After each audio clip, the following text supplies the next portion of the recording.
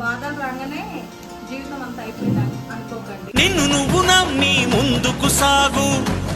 ఏంటంటే నేను టైలరింగ్ చేయడం నా కారణం ఏంటంటే స్కూల్కి వెళ్ళేదాన్ని.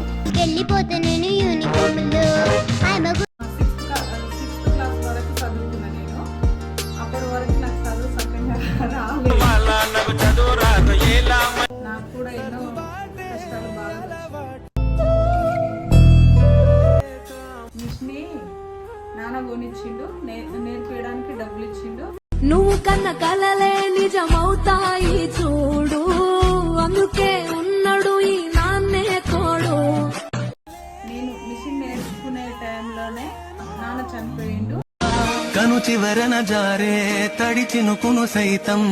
ఆ బాధల్నే నేను నాన్న వాళ్ళ ఇంటి దగ్గరనే సంవత్సరం ఉన్నా. ఆ తర్వాత హైదరాబాద్కి వచ్చేసి నాకు నా భర్త